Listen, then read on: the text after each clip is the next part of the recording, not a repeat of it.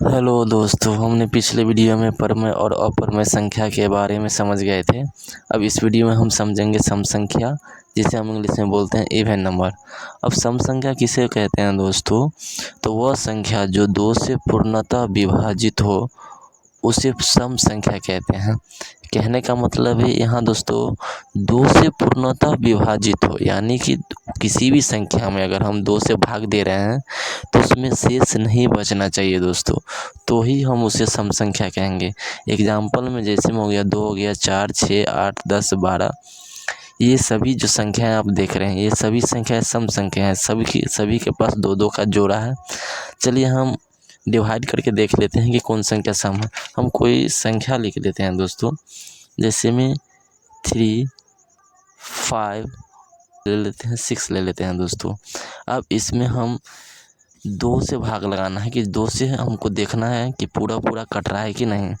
तो हम चलिए देखते हैं दोस्तों कि दो से एक बार में भाग लगाएं, 2 हो गया, 1 बचा, 5, 2 7 जा 14 हो जाएगा दोस्तों। यहाँ 1 बच गया, यहाँ 6, 2 8 जा 16 हो गया दोस्तों।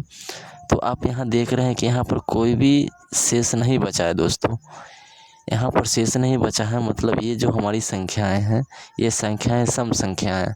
तो आप सम संख्या समझ गए होंगे दोस्तों कि हम किसी भी संख्या में अगर दो से भाग दे रहे हैं तो उस संख्या का शेष नहीं बच रहा है, तो उसे ही हम सम संख्या कहेंगे।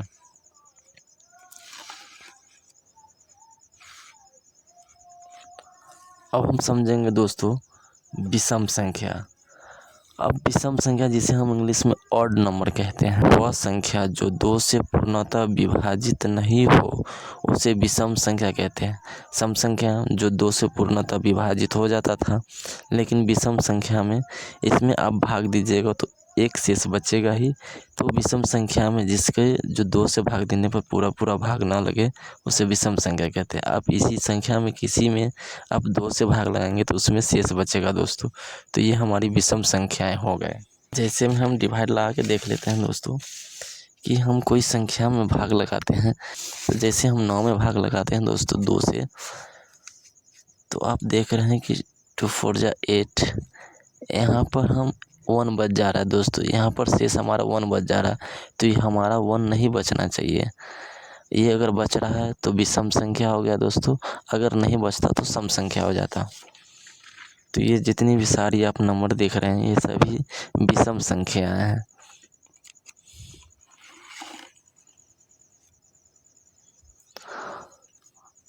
अब चलते हैं भाज्य संख्या, जिसे हम इंग्लिश में कंपोजिट नंबर बोलते हैं। अब भाज्य संख्या किसे कहते हैं? वह संख्या जो स्वयं तथा एक के अलावा किसी अन्य संख्या से विभाजित होती है उसे भाज्य संख्याएं कहते हैं। इसमें क्या है दोस्तों कि इसमें तो एक से तो भाग लगेगा ही, लेकिन उसके अलावा भी भाग लगेगा तो उसे हम भाज्य संख्या कहेंगे। जैसे कि आप 2 में देख रहे हैं कि इसमें भी एक से भाग होगा और दूसरा स्वयं से होगा, लेकिन इसमें भी एक से होगा और यहाँ 2 से होगा और 4 स्वयं है। मतलब आप 2 को छोड़ के देख रहे हैं कि किसी अन्य संख्या में कम से कम 3 गुणनखंड हो रहा है, तो भाज्य संख्या में कम से कम 3 गुणनखंड होना चाहिए दोस्तों, उसे ही हम भाज्य संख्या कहेंगे। अभाज्य संख्या, जिसे हम इंग्लिश में प्राइम नंबर बोलते हैं दोस्तों, इसे ऐसे संख्या जिसका केवल और केवल 2 गुणनखंड हो। आप लोग याद रखिएगा कि अभाज्य संख्या का 2 ही गुणनखंड हो सकता है, उसे हम अभाज्य संख्या कहते हैं। जैसे में 2 3 5 7, यहीं पर हम देख लेते हैं दोस्तों कि इसका गुणनखंड 2 है कि नहीं।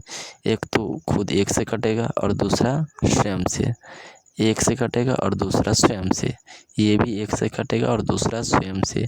मतलब ये जो संख्या है देख रहे हैं, या तो 1 से कट रहा है नहीं तो दूसरा संख्या स्वयं से कट रहा है, लेकिन इसका गुणनखंड 2 ही है दोस्तों, इसके अलावा नहीं है। तो इसे ही हम अभाज्य संख्या कहते हैं,